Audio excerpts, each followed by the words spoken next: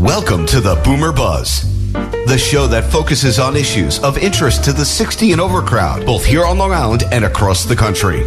Listen as experts keep you informed about the latest health solutions, financial options, and lifestyle choices, both for senior citizens and their families.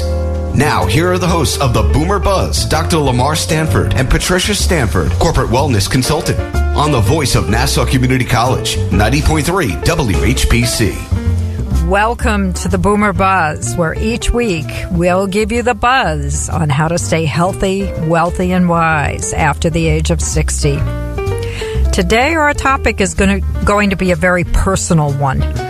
My husband and co-host recently needed to have open heart surgery, so he is actually going to be my guest today. So welcome to the show, Dr. Stanford. Oh, yes. Thank you so much for having me. So, Lamarr, let's get back to what life was like 2 to 3 months ago. How were you feeling, and what was your activity level like? I was out on the golf course on a regular basis. I even bought a gym membership and was working out over there. And, hey, I was in good shape. Were you overweight? Did you smoke? Did you drink alcohol? No, I got a pretty decent lifestyle. Keep height and weight in proportion. No alcohol. The only problem was, and I knew about this, was that I had a genetic history of heart disease. My dad died of a heart attack at 78. And I'd had a stent, or I think 1 or 2 stents put in one of my coronary arteries about 12 years ago, which is not severe, but at the same time, anyway. You were under the care of a cardiologist. Yes. Right? Okay. Well, I'm a FAA pilot, certified pilot, so I'd have to renew my medical every year.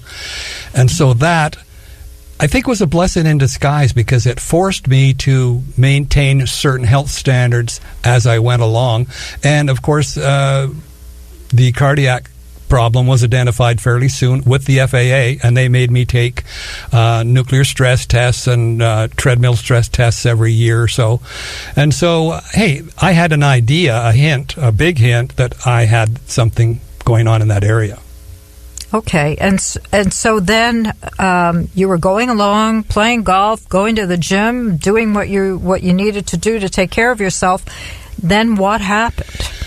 I came home one night after the gym, and I said to you, as you remember, hey, I'm having a little bit of pressure on my left side of my chest there. No angina. Have you heard of angina, where you get serious pain in that heart area? I wasn't getting that at all. And I said to you, maybe I should go and just get checked out. Maybe there's a little bit of blockage that's built up, and then maybe I can get a stent or something like that. And it was no big deal. Okay, so then you called the cardiologist, and what did he suggest? He said, go over to the emergency room. And I said, I don't want to wait in 5 hours in the emergency room. He says, just say you're short of breath. And what else did he say? Chest pain. Chest pain, yeah. He said, those are magic words. You'll get to the head of the line with that. So I did that. They take me in. They checked me out. I seemed to be okay. And then they admitted me. And they said, well, maybe we should do a catheterization on you. Now, catheterization is where they put a wire up through one of your vessels into your heart and just check to see if there's plaque buildup or things going on in there. So I kind of expected that.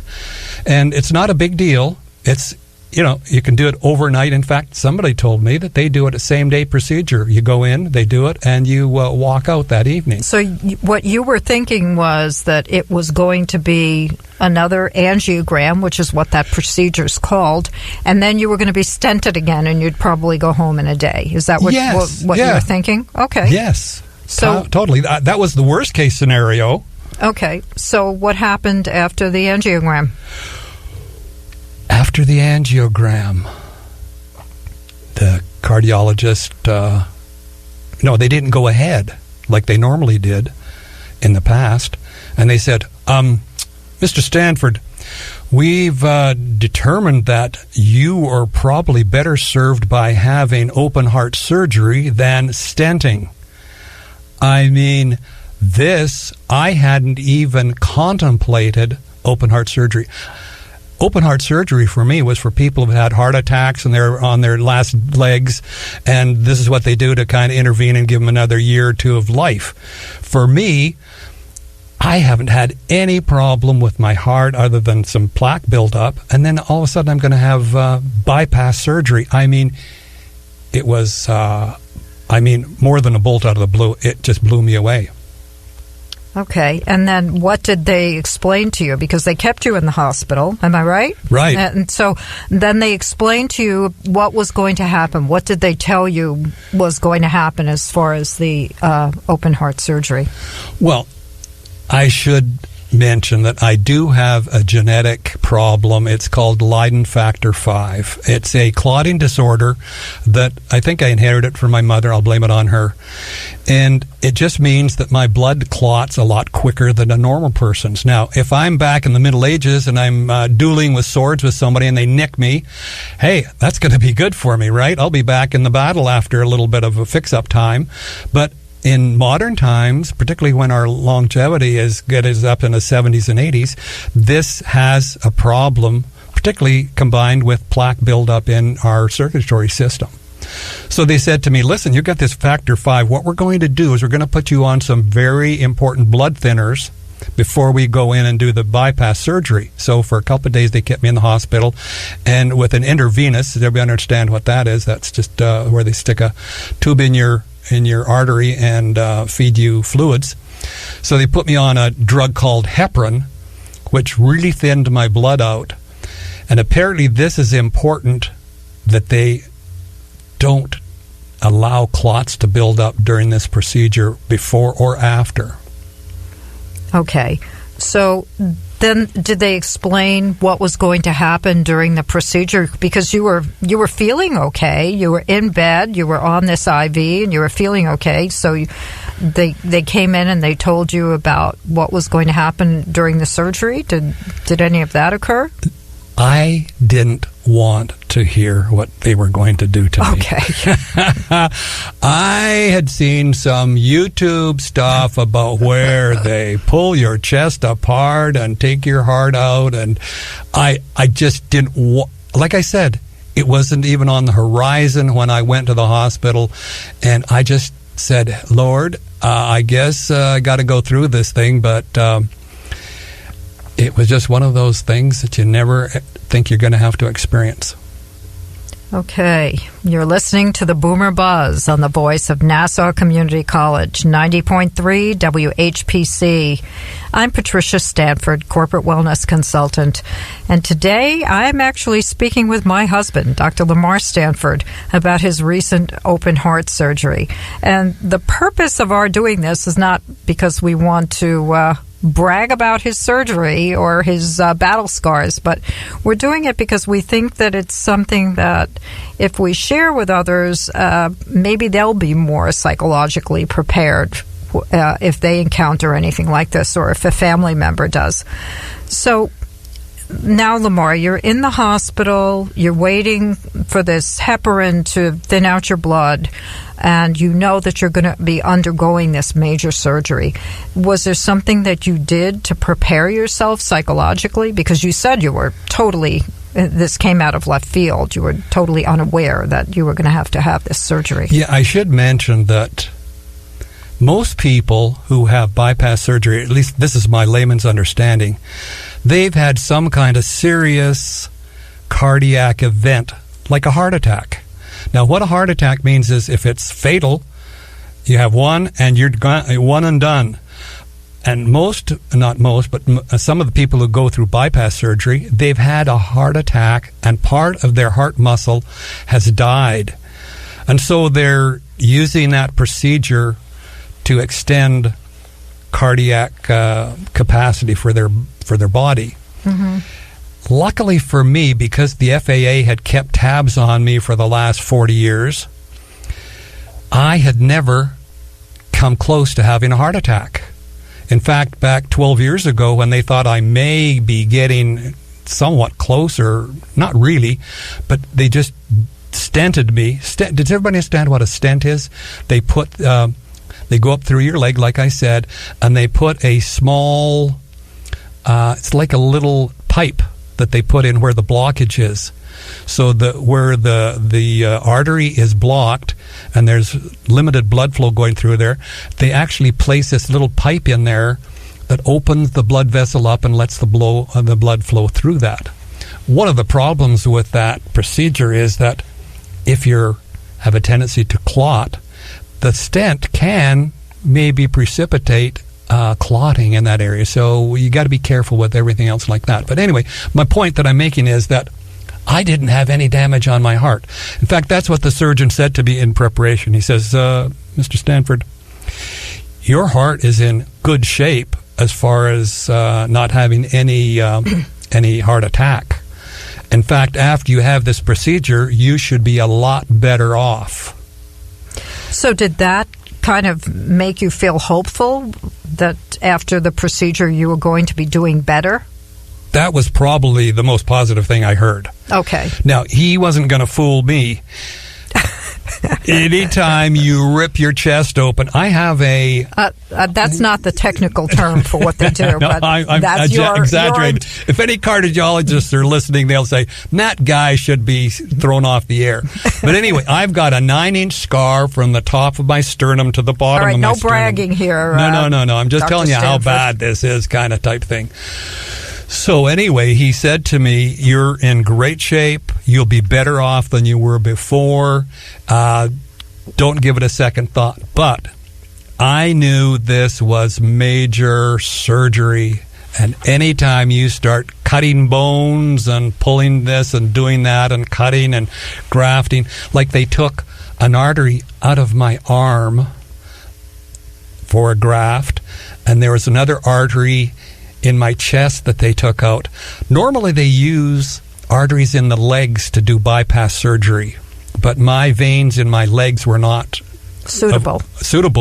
Mm-hmm. And so they had to use that. So anytime they're cutting and sewing all over the body, you're going to have a major, I could say, problem with recovery and things of that nature. So, well, the way that they phrased it was that the recovery was long. Yes. So that's, I guess that's hospital Well, typically speak for... after surgery, the surgery was 5.5 hours long, and I stayed in the hospital for 5 days after. And that was going to be my next question. What do you remember after the surgery? So you actually did do the surgery, and then what do you remember about your recovery in the hospital? Maybe I should mention something about the surgery. They have what they call a heart-lung machine. And they actually put you on that, and you were artificially kept alive with the heart-lung machine. Your heart and your lungs are not used during that operation, from my understanding. And so you're artificially kept alive. And that has got to take a toll when they're doing these major interventions all over you. And I noticed that when I recovered, the endurance that I'd had, like you talked about, a month before the surgery, mm-hmm. I had completely lost. I had problems getting up and walking across the room. Anyway, I've detracted from your question. But. Okay. I'm going to ask you about the days after the surgery, but before I do, I'm going to say that I'm Patricia Stanford, corporate wellness consultant, and I'm interviewing my husband, Dr. Lamarr Stanford, today. You're listening to the Boomer Buzz on the voice of Nassau Community College, 90.3 WHPC. 1 in 3 adults in America have prediabetes, but most don't know it. To let people know it can be reversed before it becomes type 2 diabetes, professional basketball player Julius Randle is doing everything in reverse. I'm only dunking with reverse windmills. I drove the whole way to practice in reverse. I don't recommend it. This move's called the reverse shuffle. I do recommend it. And it took me months to learn how to speak in reverse, like this. Years 10 almost for diabetes type 2 with living Ben has mama. In other words, my mom has been living with type 2 diabetes for almost 10 years. So together, we want to say to the 84 million Americans at risk, exercise and healthy eating can help reverse prediabetes. Start by taking a simple 1-minute risk test at doihaveprediabetes.org. Brought to you by the Ad Council and its Prediabetes Awareness Partners. Bet he can't say that in reverse. Welcome back to the Boomer Buzz on the voice of Nassau Community College, 90.3 WHPC. I'm Patricia Stanford, and my guest today is Dr. Lamarr Stanford, also known as my husband, and my co-host on the show, talking about his recent open heart surgery. So, Lamarr, I'm going to get back to the question I asked you before. What do you remember after the surgery? Because I know you didn't go into it, you know, you went into it with a lot of trepidation. But what do you remember about what happened right after? Well, let me digress a bit back to that the preoperative little chat I had with the surgeon, because it's really interesting. He said to me, Mr. Stanford, of course, you'll be better off after we give you this double bypass. Now, you can have a double, triple, or quadruple bypass. In my case, I only had 2. But he said, and I found this really interesting, he said, in North America here, because you have a plaque buildup in a little kind of like a area of the heart, that he said in a lot of other places around the world, they would just put stents in there. But he said, we don't do that anymore, because if we put a stent in there and you had kind of a little clot build up, you would die. It's not that you just feel uncomfortable or something like this. He said, there's only a 50% blockage of that area, and you'd figure, hey, that's no big deal. Put a stent in there. But he said, we found through history that when we do that, there's a higher risk than actually going through the open heart surgery. And I said, that's hard to believe. You know what I mean? Major surgery as opposed to a little stent being put in. But I trusted him. Dr. Kokotis over at Winthrop, and he was the head of cardiac surgery. I was getting the best guy over there, and you got to trust some people, and he is the trusting. He's a very credible guy. Yeah, I think we both felt that way. So, what do you remember after the surgery? If we can get to that, finally. Okay, I remember them bringing into my room a red pillow in the shape of a heart, and it says Winthrop New York Hospital, and it's got a big heart on one side of it. It's too bad it's not a television program it's a good where you graphic, can see that. actually. Yeah. And I said to myself, this is a great memento. I'm going to keep this the rest of my life. But so that's one thing that I remember is the pillow. The pillow that I have here in front of me. It's a great memento, and it's turning out to be a reasonable memory. Like I said, I went in there with trepidation at hauling me into the operating room on Friday. Like everything else, you don't know what's going to happen. But hey, it's been 5.5 weeks since I had it, and I'm doing great. And so, what can I say? Did you experience a lot of pain afterward? Yeah, when they cut your chest open. Here we are, back to there that. we go. Come on. Was there some pain there? I guess. Okay, but not hey, such a great question. They've got enough oxycodone and stuff like that. In fact, that's one of the concerns I had. You know, with so much talk about oxycodone on the internet and on the news, I said, gee, I hope I don't get hooked on this stuff. So I really watched. I would make sure that I was stretching out any kind of analgesic or any kind of painkiller that I use so that I wouldn't purposely get addicted like some people do. That's very, very wise. But what was the biggest challenge after the surgery? What would you say that was? It was the lack of energy. I mean, the day I could have run up and down 10 flights of stairs in the hospital the day of my surgery. The day after my surgery, like I told you, I had a hard time getting up and walking across the room. Oh, and that's one of the things that they expect for you to do in the hospital. I was told that after this surgery I'd feel better than before. They didn't tell me it would take me 10 weeks before I could feel that well. Yeah. Well, hopefully in the next few weeks, you'll start to feel better and better, right? That's true. One of the things I remember is after post-surgical, they put you in the ICU.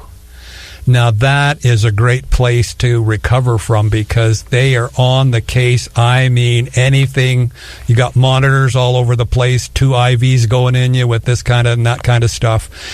And it really is gives you a feeling of well-being that they're right there if anything happens. And that's usually when things happen is post-operative. You know, absolutely. The sutures are getting set, the pain levels are high and all that type of thing. And Winthrop is just a great hospital from that point of view. So how did you cope with the challenge of not having a lot of energy? What did you do? What did you say to yourself to get yourself through it? Because the first couple of weeks were tough. I do remember that. You just got to say, I believe that what they told me is correct.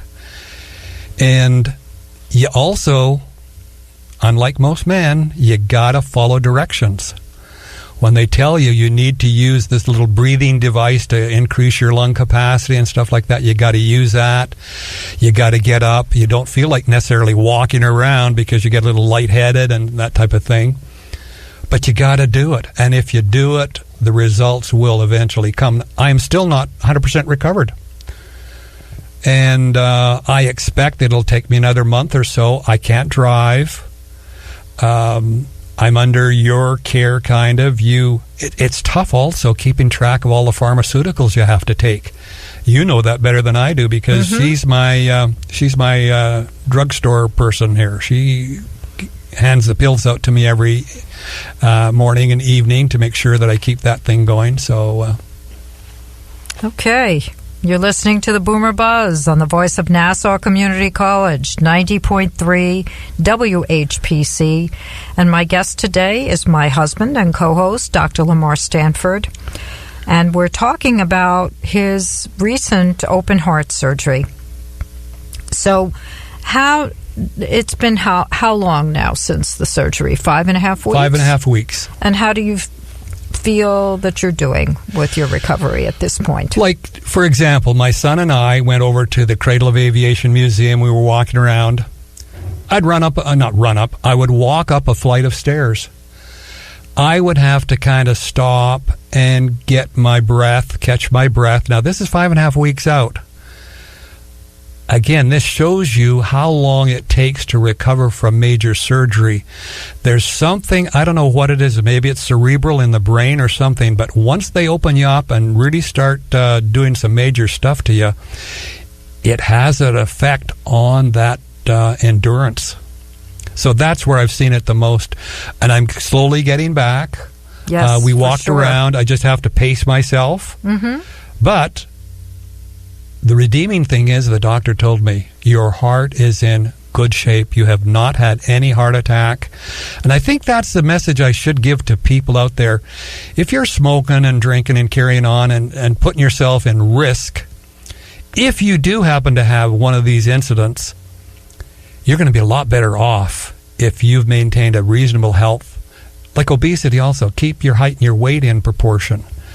And so anytime you suffer a major intervention like this, the fewer factors that are going to create a risk, the better they're off. Did they give you physical therapy, and was that helpful to you? Well, I'm going through that right now. That's kind of an interesting situation. My cardiologist, remember I told you about there's a cardiac surgeon, Dr. Kokotis. There's my cardiologist, Dr. Shannoni from over at Winthrop. And then there's the outside people, and there's some difference of opinion as whether I should undergo rehab immedately or I should wait a month. Mm-hmm. And so we're going to have to clarify that. But again, rehab, as we saw it, is it's kind of like a little mini gym, and they slowly work you up. They put you on a heart rate monitor to make sure everything's going okay. They've got trained specialists in there to make sure you don't overexert yourself. And it's one of the things I'm looking forward to. So when I finish that rehab, I think they said it was 10, how many weeks was it? 12 weeks or something like that? Yeah. Yeah, I want to be back on the golf course. I want to be Good goal. Doing a whole bunch of crazy stuff like I did before. The FAA is probably going to have a problem with me flying airplanes after this, but maybe, hey, nothing's out of the realm of possibility. So what would you advise someone who's going through what you just went through, who's looking forward to having, I don't know about looking forward, but knows that open heart surgery is in their future? What would you advise them, other than trying to get yourself into the best shape possible so that your recovery is better? What would you say to them as far as advice? Well, number one, heart problems are the number one cause of death in the United States, I believe. So that alone should give you some pause when you're talking about keeping yourself in shape, staying away from those risk elements that we talked about. But I think one of the things that they should remind themselves, as you get older, you're probably going to have, hey, we're all going to die. Is anybody going to get out of this existence alive? I don't think so. So it depends on what you're going to die from, right? And my chances, because of my family history, are that I'm going to have a cardiac problem. So there's where I've put quite a bit of my emphasis.